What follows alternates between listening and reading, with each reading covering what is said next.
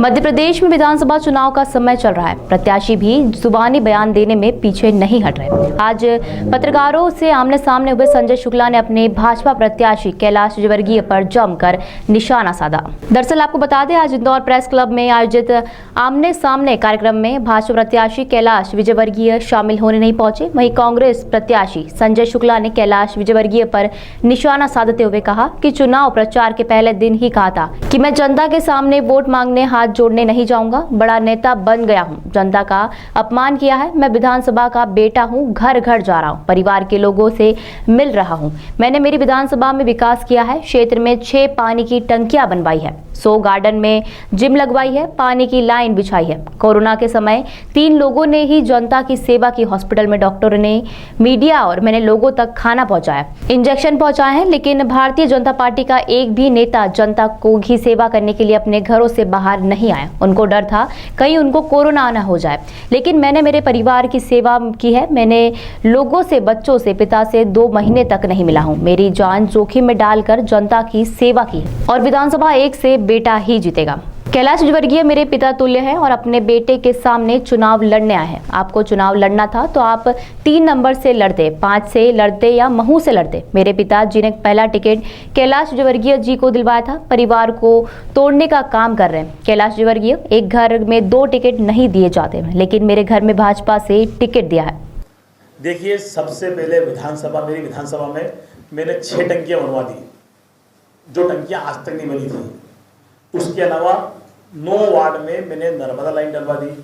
मैंने 100 बगीचों में जिम लगवा दिए और कम से कम 18 स्कूल बनवा दिए। करोड़ रुपए के मैंने विकास करा दिए। ये सब विकास कहाँ से हो रहा है? जो 15 साल में वो नहीं कर पाए तो 5 साल के अंदर में इतना जो काम करा है, ये बहुत बड़ी बात है। उनके सरकार, उनकी विधायक, उनके मुख्यमंत्री, उनके प्रधानमंत्री उनके थे, उनकी सरकार थी, वो विधायक थे। मेरे तो विपक्ष में होने के बाद मैंने इतना काम करा है। आंदोलन की बात रही तो आंदोलन से काम नहीं होता, काम से अधिकारी से काम कैसे कराना चाहिए वो मुझे आता है। आपने देखा होगा, सुदामा नगर में मैं पार्षद था, एशिया की सबसे बड़ी अवैध कानूनी थी।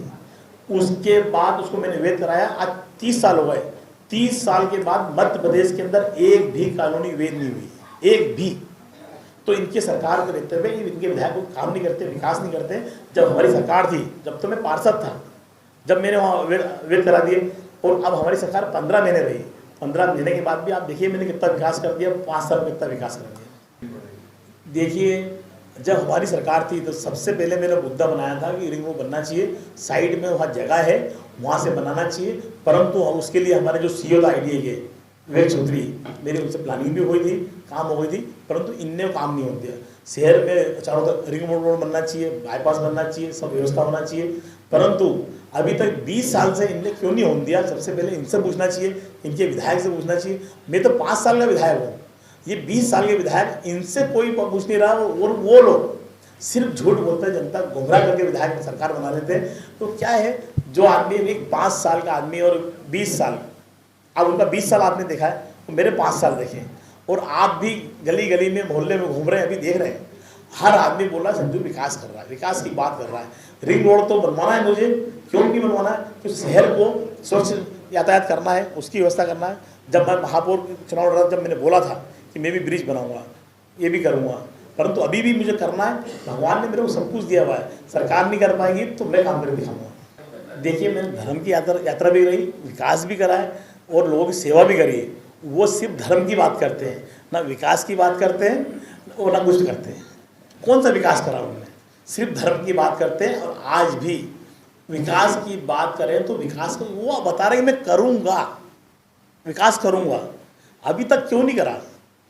ये तो आपको उनसे पूछना चाहिए कि उन्हें विकास क्यों नहीं करा अभी तक। अब करेंगे, अब मैं नशाखोरी बंद करा दूंगा, अभी तक होती थी, मतलब उनके सरकार में हो रही थी।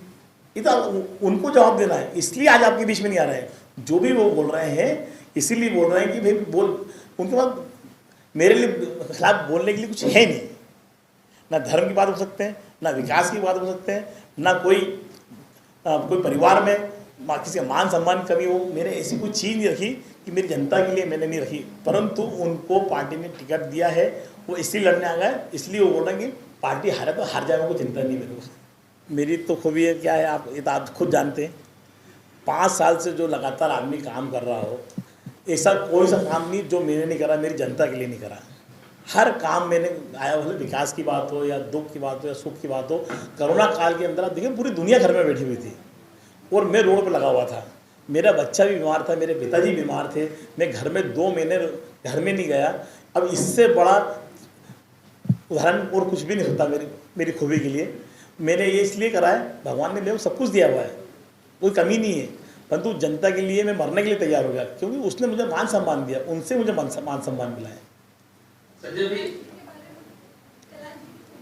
उनके खूबियाँ तो क्या है, बिल्कुल बात करी थी, हमने ही बात करी, कमलनाथ जी हमारी जो स्टेट कांग्रेस मतलब कांग्रेस कमेटी, उनने ही बात करी कि छठ का जो प्रोग्राम होता है वो हिंदुस्तान में बिहार के जो लोग धूमधाम से मनाते हैं और सब अपने गाँव में जाते हैं।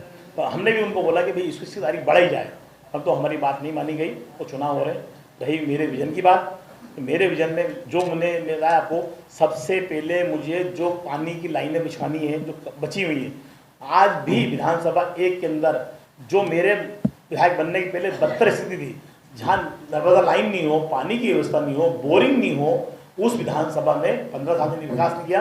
तो एक जो 15 साल में नहीं कर पाए, 5 साल में मैंने आधा काम कर दिया और जो आधा काम बचा है मेरे उसका पूरा करना है। उसके अलावा जो स्कूल बचे हैं उनको मुझे कंप्यूटराइज करना है। जो मैंने 600 बोरिंग कराए मैंने उन 600 बोरिंग में लाइन डलवाना है। उसके अलावा 600 बोरिंग नए मुझे फिर कराना है। उसके अलावा जितने हमारे बगीचे हैं उन बगीचों को बनवाना है, मुझे उनमें जिम लगवाना है। ऐसे कई काम हैं, ड्रेनेज सड़कें बनवानी। वो सबसे पहले अवैध कॉलोनी है उनको वैध कराना है, क्योंकि मेरी विधानसभा में सबसे ज़्यादा अवैध कॉलोनी और अवैध कॉलोनी काटने वाले भारतीय जनता पार्टी के ही सब नेता हैं। मतलब पिता तुल्य होंगे तो ऐसा कर सकते हैं। तो आरोप जो आरोप उन पर लगा है, कोई भी पिता ऐसा आरोप नहीं करता है और उनने करा है अपराध, ये घृणित अपराध है दुनिया का। इससे बड़ा पहले बताया मैंने आपको, ये अपराध सबसे घृणित है। और मैं आरोप क्यों लगा रहा हूँ कि उन्होंने ये सबसे घृणित काम किया। आप कुछ भी कर सकते हैं, काम कर सकते हैं, परंतु जो आपका केस लगा बंगाल के ऊपर, वो जानकारी छिपा के, और आज आपने यहाँ पे आपसे मिलने नहीं आ रहे, मीडिया पे बात नहीं कर रहे हैं।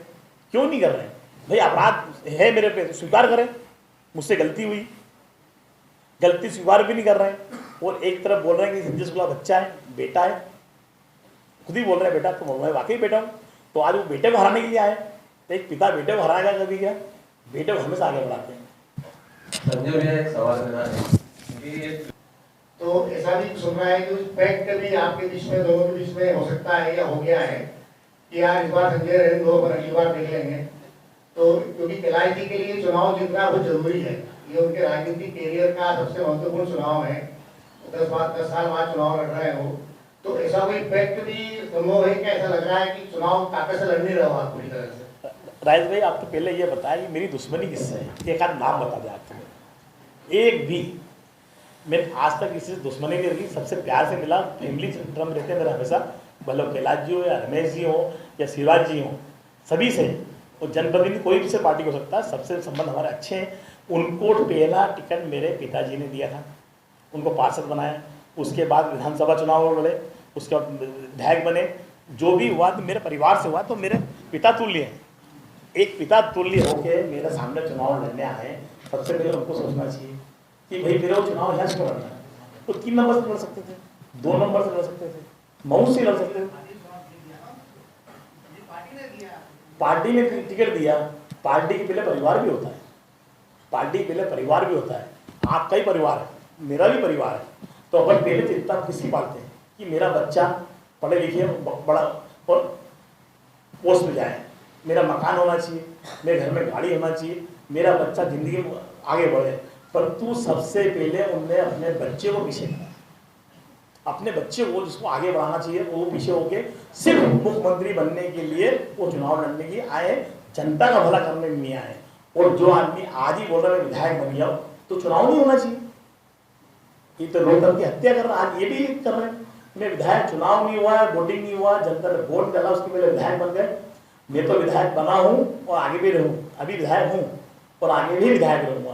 क्यों? 17 तारीख के बाद मेरे परिवार मेरे लिए पूरी ताकत से लगा है। आप जाके देखिए, मैं पूरी विधानसभा में मेरे माता हैं, बहनें हैं, मेरे बुजुर्ग, मेरी बहनें, लगातार मेरा जनसंपर्क कर रही, स्वागत कर रही। क्यों कर रही कि इस बेटे को जिताना, नेता को जिताना, और वो नेता भी ऐसे हैं जो एक वो अपराध ऐसा है कि मैं उसके लिए बोलना, मैं नाम नहीं बोलना चाहता, वो अपराध करके चुनाव लड़ने आए, वैसे आदमी को कोई नहीं जिताएगा तो बेटे को।